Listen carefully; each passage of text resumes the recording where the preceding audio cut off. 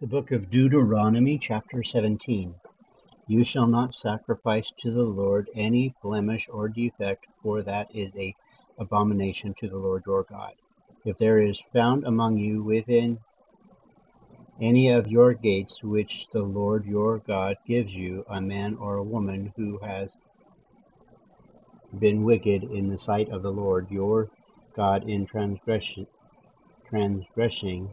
his covenant, who has gone and served other gods and worshipped them, either the sun or moon or any of the hosts of heaven, which I have not commanded, and it is told you and you hear of it, then you shall inquire diligently, and if it is indeed true and certain that such an abomination has been committed in Israel, then you shall bring out to your gates that man or woman who has committed that wicked thing, and shall stone to death that man or woman with stones.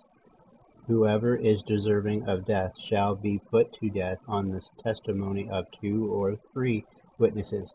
He shall not be put to death on the testimony of only 1 witness. The hands of the witness shall be the first against him to put him to death, and afterward the hands of all the other people, so you shall put him away the evil from among you. If a matter arises which is too hard for you to judge between degrees of guilt for bloodshed, between one judgment or another, or between one punishment or another, matters of controversy within your gates, then you shall arise and go up to the place which the Lord your God chooses, and you shall come to the priests, the Levites, and to the judge there in those days, and inquire of them. They shall pronounce upon you the sentence of judgment.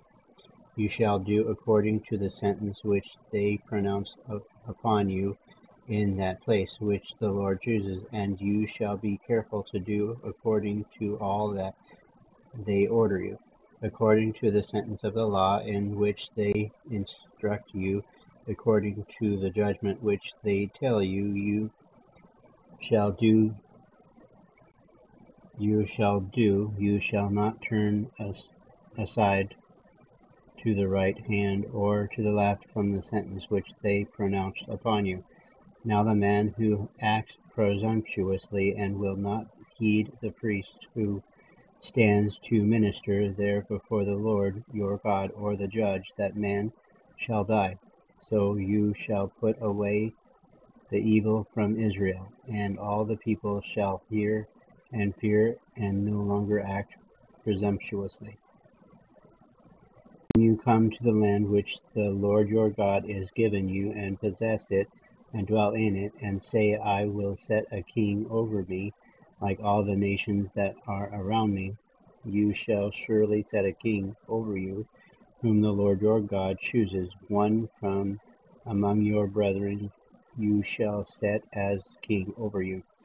You may not set a foreigner over you, who is not your brother, but he shall not multiply forces for himself, nor cause the people to return to Egypt to multiply forces, for the Lord has said to you, you shall not return that way again. Neither shall he multiply wives for himself, lest his heart turn away, nor shall he greatly multiply silver and gold for himself.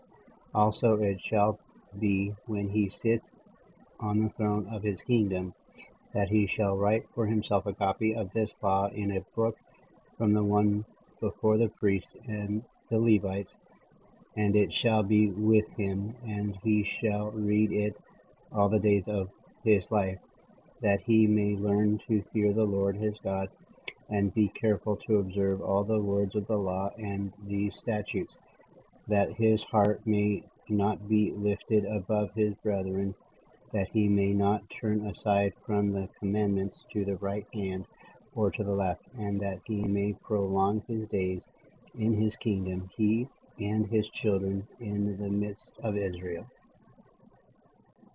The book of Deuteronomy, chapter 18. The priest, the Levites, all the tribe of Levi shall have no part nor inheritance with Israel. They shall eat the offerings of the Lord made by fire and his portion. Therefore they shall have no inheritance among their brethren. The Lord is their inheritance, as he said to them. And this shall be the priest's due from the people, from those who offer a sacrifice, whether it is a bull or a sheep. They shall give to the priest the shoulder, the cheeks, and the stomach, the first fruits of your grain, and your new wine, and your oil, and the first of the fleece of your sheep you shall give him. For the Lord your God has chosen him out of all your tribes to stand to minister in the name of the Lord, him and his sons forever. So if a Levite comes from any of your gates, from where he dwells among all Israel, and comes with all the desire of his mind to the place which the Lord chooses, then he may serve in the name of the Lord his God, as all his brethren the Levites do, who stand there before the Lord. They shall have equal portions to eat, besides what comes from the sale of his inheritance. When you come into the land which the Lord your God is giving you, you shall not learn to follow the abominations of those nations. There shall not be found among you any one who makes his son or his daughter pass through the fire, or one who practices witchcraft, or a soothsayer, or one who interprets omens, or a sorcerer, or one who conjures spells, or a medium, or a spiritist, or one who calls up the dead. For all who do these things are an abomination to the Lord, and because of these abominations the Lord God drives them out from before you. You shall be blameless before the Lord your God, for these nations which you will dispossess listened to soothsayers and diviners, but as for you, the Lord your God has not appointed such for you.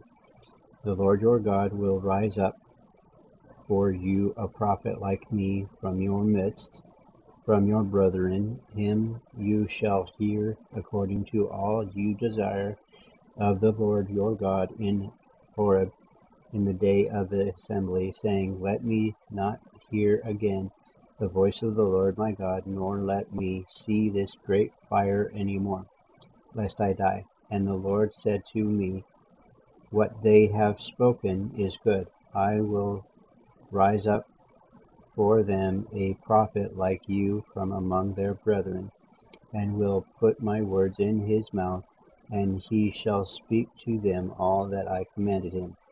And it shall be that whoever will not hear my words which he speaks in my name, I will require it of him. But the prophet who presumes to speak a word in my name, which I have not commanded him to speak, or who speaks in the name of other gods, that prophet shall die. And if you say in your heart, How shall we know the word which the Lord has not spoken? When a prophet speaks in the name of the Lord, if the thing does not happen or come to pass, that is the thing which the Lord has not spoken. The prophet has spoken it presumptuously. Who shall not be afraid of him? The book of Deuteronomy, chapter 19. When the Lord your God has cut off the nations whose land the Lord your God is giving you, and you dispossess them and dwell in their cities and in their houses, you shall separate 3 cities for yourself in the midst of your land, which the Lord your God has given you to possess. You shall prepare roads for yourself, and divide into 3 parts the territory of your land which the Lord your God is giving you to inherit, that any manslayer may flee there. And this is the case of the manslayer who flees there, that he may live. Whoever kills his neighbor unintentionally, not having hated him in time past, as when a man goes to the woods with his neighbor to cut timber, and his hand swings a stroke with the axe to cut down the tree, and the head slips from the handle and strikes his neighbor so that he dies, he shall flee to one of these cities and live, lest the avenger of blood, while his anger is hot, pursue a manslayer and overtake him, because the way is long, and kill him, though he was not deserving of death, since he had not hated the victim in time past. Therefore I command you, saying, You shall separate 3 cities for yourself. Now if the Lord your God enlarges your territory, as he swore to your fathers, and gives you the land which he promised to give to your fathers, and if you keep all these commandments and do them which I command you today, to love the Lord your God, and to walk always in his ways, then you shall add 3 more cities for yourself besides these 3. Let the innocent blood be shed in the midst of your land, which the Lord your God is giving you as an inheritance, and thus guilt of bloodshed be upon you. But if anyone hates his neighbor, lies in wait for him, rises against him, and strikes him mortally, so that he dies, and he flees to one of these cities, then the elders of the city shall send and bring him from there, and deliver him over to the hand of the avenger of blood, that he may die. Your eye shall not pity him, but you shall put away the guilt of innocent blood from Israel, that it may go well with you. You shall not remove your neighbor's landmark, which the men of old have set in your inheritance, which you will inherit in the land that the Lord your God is giving you to possess. One witness shall not rise against a man concerning any iniquity or any sin that he commits. By the mouth of 2 or 3 witnesses the matter shall be established.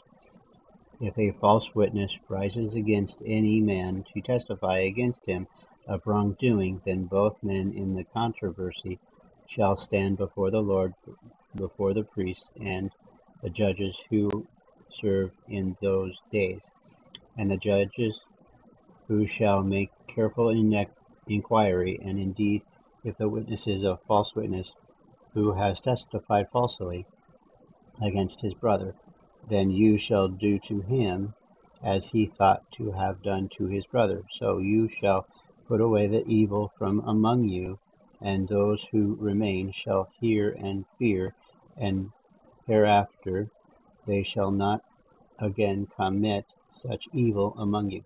Your eye shall not pity, life shall be for life, eye for an eye, tooth for a tooth, hand for a hand, foot for a foot.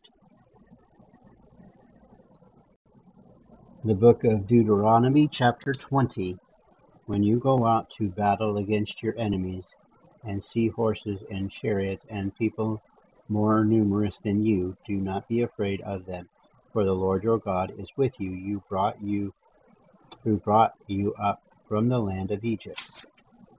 So it shall be, when you are on the verge of battle, that the priest shall approach and speak to the people, and he shall say to them, Hear, O Israel, today you are on the verge of battle with your enemies. Do not let your heart faint, do not be afraid, and do not tremble or be terrified because of them.